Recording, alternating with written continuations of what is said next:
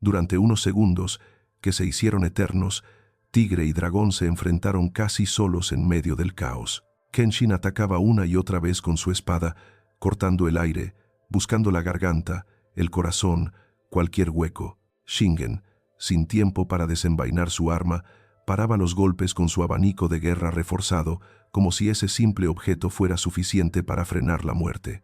Alrededor, hombres morían sin entender que estaban siendo testigos de algo que nunca más se repetiría.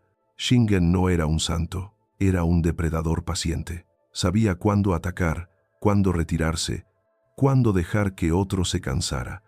Sus enemigos lo temían no solo en batalla, sino en los silencios previos. Sabían que si el estandarte del viento, bosque, fuego y montaña aparecía en el horizonte, no habría descanso, ni seguridad, ni terreno sagrado. Su muerte fue tan misteriosa como su vida.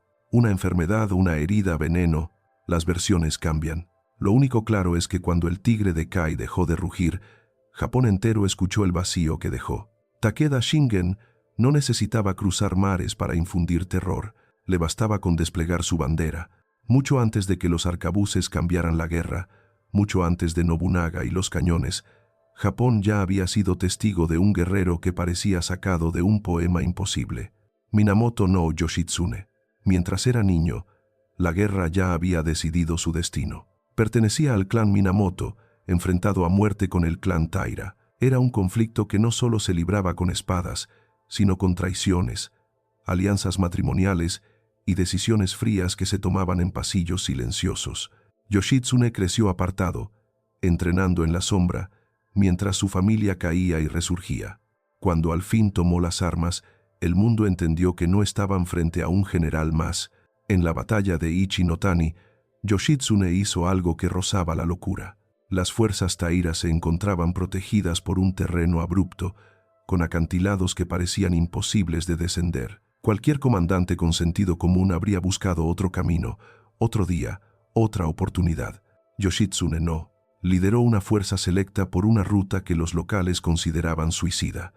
Los caballos resbalaban, las piedras caían, el viento golpeaba las armaduras. Pero uno a uno, los samuráis fueron bajando por el acantilado como si fueran parte de la montaña misma. Cuando los Taira se dieron cuenta, los tenían encima, desde una dirección que jamás creyeron posible. El terror no vino solo del ataque sorpresa, vino del mensaje. No existe terreno seguro si Yoshitsune está vivo. Luego vino Dan no Ura, la batalla naval que decidiría el final del clan Taira. Las aguas se llenaron de barcos, flechas y cuerpos. Los Taira llevaban consigo al joven emperador, símbolo vivo de la legitimidad imperial. El combate fue brutal, cercano, sin escapatoria. A medida que las mareas cambiaban y la fortuna se inclinaba, muchos nobles Taira prefirieron lanzarse al mar antes que ser capturados. Madres abrazando a niños, guerreros hundiéndose con su armadura puesta, el mar japonés tragándose no solo cuerpos, sino una era entera. Yoshitsune emergió de allí como el gran vencedor, pero no como un héroe estable. El poder es alérgico a aquellos que se vuelven demasiado legendarios. Su propio hermano, Minamoto no Yoritomo, comenzó a verlo como una amenaza. El general imparable, el guerrero casi divino, se encontró de pronto perseguido, traicionado por su propio linaje. La historia cuenta que murió acorralado en una residencia al norte, rodeado por fuerzas que habían sido suyas alguna vez. Y hay algo casi poético en esto. El hombre que había dominado acantilados imposibles y mares llenos de enemigos, terminó luchando su última batalla encerrado entre paredes humanas. Para los cronistas, Minamoto no Yoshitsune fue un genio táctico. Para sus enemigos, fue una pesadilla elegante. Para el pueblo, se volvió algo más, un espíritu que no aceptó nunca la idea de retirarse. En un Japón donde los nombres de los grandes señores ocupaban todos los pergaminos, hubo un guerrero que no necesitó trono ni título para convertirse en leyenda entre leyendas. Honda Tadakatsu. Servidor leal de Tokugawa Ieyasu, Tadakatsu no era un político ni un conspirador. Era otra cosa. Era el hombre que enviabas cuando necesitabas que algo ocurriera en el campo de batalla, sin discusión. Su armadura era reconocible desde lejos. Llevaba sobre el casco astas de ciervo que se alzaban como una corona salvaje, desafiando a los arqueros enemigos a intentarlo. Era como un desafío abierto. Aquí estoy. Dispárame si te atreves. Y lo hacían, una y otra vez. Flechas, balas, lanzas. Pero Honda Tadakatsu parecía tener un pacto con la muerte. Los cronistas repiten la misma idea. Peleó en casi todas las grandes batallas de finales del período Sengoku y comienzos del período Edo, y jamás sufrió una herida grave. Nunca derrotado, nunca derribado, nunca verdaderamente tocado. En Anegawa, en Komaki y Nagakute, en Sekigahara, su figura aparecía siempre donde el combate era más violento. Allí donde otros comenzaban a dudar, él avanzaba, lanza en mano, clavando hombres como si fueran sombras. Se cuenta que Toyotomi Hideyoshi, uno de los grandes unificadores, dijo de él que era un samurái que bien podría compararse con los guerreros inmortales de la antigüedad china. Incluso los enemigos lo miraban con algo que iba más allá del odio. Era respeto mezclado con superstición. Cuando Honda Tadakatsu cabalgaba al frente, muchos sentían que estaban luchando contra una fuerza que no pertenecía del todo a este mundo. Había algo en su calma, en su manera de avanzar sin dudar, que hacía que hasta el más valiente se cuestionara si de verdad quería estar allí. No escribió tratados, no buscó ser señor de grandes tierras, no dejó frases filosóficas para la posteridad. Su mensaje fue otro: estoy aquí, sigo de pie, sigue intentando matarme. Y nadie, ni hombre ni guerra, pudo desmentirlo. Y si hablamos de miedo puro, no de ejércitos ni de grandes campañas, sino del terror íntimo de saber que vas a enfrentarte a alguien que quizá te mate en cuestión de segundos, entonces hay un nombre que reina por encima de todos: Miyamoto Musashi. Nacido a finales del siglo XVI, en un Japón que acababa de salir de su larga era de guerras, Musashi creció en un mundo donde la espada seguía teniendo la última palabra, incluso en tiempos de paz relativa. No fue un samurái de estandarte, no fue un general de ejércitos, fue otra cosa. Fue el monstruo que aparecía cuando alguien mencionaba la palabra duelo. Su primer combate a muerte llegó cuando apenas era casi un niño. Derrotó a un hombre hecho y derecho, un samurái experimentado. Desde entonces, su vida fue una sucesión de desafíos, caminos polvorientos, miradas tensas y silencios antes del primer paso. Musashi no era elegante en el sentido clásico. No luchaba como los grandes maestros que parecían bailar. Su estilo era feroz, directo, brutalmente efectivo. Golpes inesperados, ángulos extraños, uso del entorno, desdén por la pose perfecta. Para él, el combate no era una coreografía, era una conversación directa con la muerte. Uno de sus duelos más famosos fue contra Sasaki Kojiro, un espadachín célebre, reconocido por su técnica llamada golpe de cola de golondrina, un corte rápido y ascendente que había enviado a muchos hombres al otro mundo. El combate se fijó en una isla. Kojiro llegó impecable, con su espada larga, con la confianza de quien sabe que ha ganado demasiadas veces. Musashi llegó tarde, desaliñado, armado con un boken, una espada de madera tallada a partir de un remo. Parecía una burla, pero la burla terminó cuando Kojiro cayó, el cráneo fracturado por un golpe tan preciso como despiadado. Musashi no solo había ganado, había destruido un símbolo. Se dice que luchó en más de 60 duelos a muerte. No perdió ninguno. Para muchos, se volvió un fantasma vivo.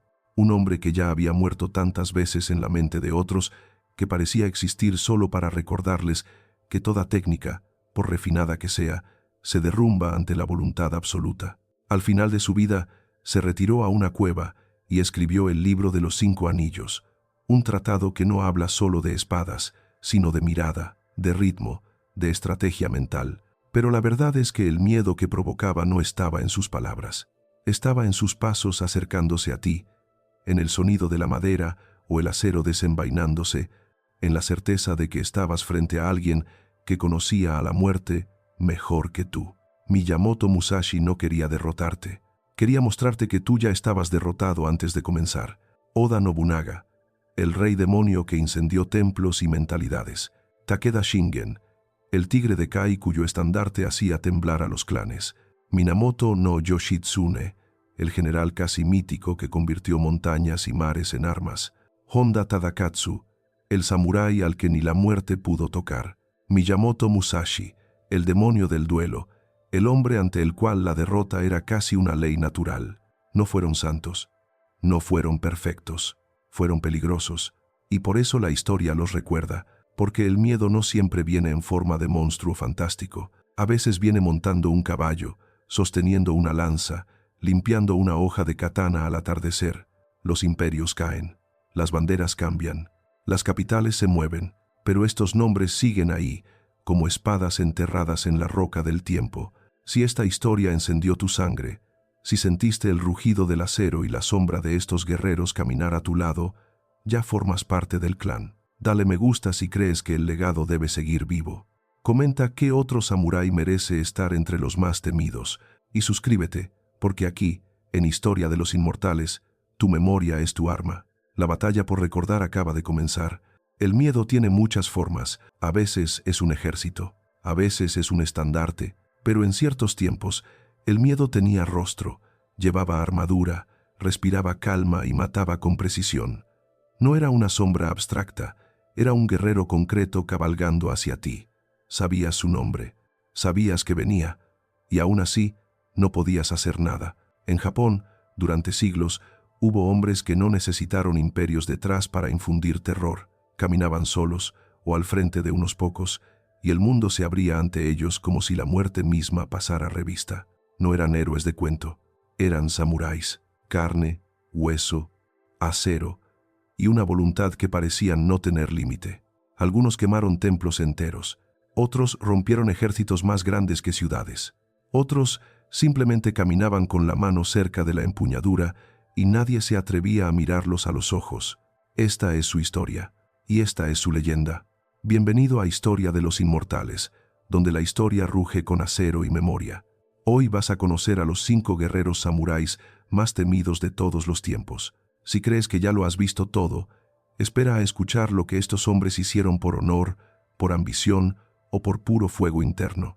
Japón estaba roto. Clanes contra clanes, traiciones, pactos que duraban menos que un amanecer. Era el período Sengoku, la era de los estados en guerra. No existía Japón como país. Existían tierras, daimios, soldados hambrientos y campesinos que aprendieron a reconocer el olor de la sangre como si fuera parte del clima. Y en medio de ese caos, apareció un hombre al que muchos no se atrevieron a llamar por su nombre. Lo llamaron de otra forma, el Rey Demonio, Oda Nobunaga. Nacido en la provincia de Owari, en el siglo XVI, Nobunaga era todo lo que un señor feudal no debía ser: impredecible, violento, directo, desafiantemente moderno. Caminaba con la armadura desajustada, reía en funerales, despreciaba las normas rígidas y pateaba el tablero del poder una y otra vez. Pero cuando desenvainaba, nadie se reía. Nobunaga entendió algo que nadie más quería aceptar.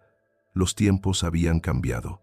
El honor romántico de cargas de caballería y duelos ceremoniales estaba muriendo. Lo que venía ahora era la era del trueno, de la pólvora, de las armas que hacían temblar la tierra con cada descarga. Mientras otros miraban con desconfianza a los arcabuces, Nobunaga los abrazó como si fueran regalos de los dioses. En la batalla de Nagashino, su nombre se volvió sinónimo de pesadilla. Takeda Katsuyori, heredero del clan más temido de caballería, lanzó a sus jinetes contra las líneas de Nobunaga. Los caballos avanzaban como un muro viviente, lanzas al frente, gritos de guerra cruzando la llanura como cuchillos. Nobunaga no se movió. Había preparado algo nuevo, algo que Japón jamás había visto. Hileras de arcabuceros protegidos por empalizadas de madera, descargas alternadas una tras otra, sin pausa. Mientras una fila disparaba, otra recargaba y otra se preparaba para volver a disparar. No era un combate de individuos, era una máquina. Los caballos de Takeda comenzaron a caer como si el suelo se hubiera vuelto barro mortal. Lanza tras lanza quedó clavada en la nada, soldados reventados por el estruendo del fuego. La famosa caballería del clan Takeda, orgullo del Japón central, fue triturada ante la mirada fría del Rey Demonio. Pero no fue solo eso lo que lo hizo temido. Lo más oscuro vino cuando decidió borrar del mapa aquello que consideraba un estorbo para su visión. En el monte Hiei, miles de monjes guerreros vivían protegidos en templos antiguos. Eran poder espiritual, pero también militar. Se mezclaban con los asuntos de los clanes, bendecían o maldecían según su conveniencia. Nobunaga no toleraba competidores.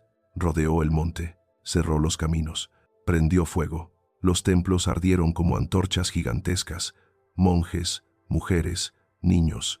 La montaña se convirtió en una hoguera que podía verse desde kilómetros de distancia. Nobunaga no retrocedió. Para él, aquello no era una masacre, era cirugía. Desde ese día, muchos dejaron de llamarlo señor, lo llamaron demonio. Para unos, fue el hombre que casi unificó Japón. Para otros, fue la personificación del caos armado. Pero todos coincidían en algo. Donde Oda Nobunaga fijaba la mirada, el mundo se incendiaba. Antes de que Nobunaga se atreviera a desafiarlo, hubo un nombre que los señores de la guerra repetían en voz baja, como si pronunciarlo muy fuerte pudiera invocarlo. Takeda Shingen, el tigre de Kai. En las montañas de Kai, en el corazón de Honshu, Shingen forjó un ejército que parecía hecho de trueno y relinchos. Su bandera llevaba 4 caracteres: viento, bosque, fuego, montaña, movimiento rápido, avance silencioso, ataque feroz, firmeza inquebrantable. No era un poeta, era una tormenta. Sus tropas eran famosas por sus cargas de caballería. Cuando las lanzas de los Takeda se inclinaban hacia adelante y los cascos cabalgaban al unísono, el suelo vibraba como si la tierra quisiera escapar. Muchos enemigos rompían filas solo al escuchar el eco de sus tambores, pero el verdadero terror no estaba solo en sus caballos, sino en la mente de Shingen. Frente a él se alzó otro monstruo, Uesugi Kenshin, el dragón de Echigo. Sus confrontaciones en Kawanakajima no fueron batallas, fueron terremotos. Imagina la escena, una espesa niebla cubriendo el campo, como si los dioses quisieran esconder lo que iba a ocurrir. Las tropas se mueven sin verse, guiadas por banderas y gritos. En un punto del combate, la leyenda cuenta que Kenshin, montado a caballo, cargó directamente hacia el centro enemigo y encontró a Shingen,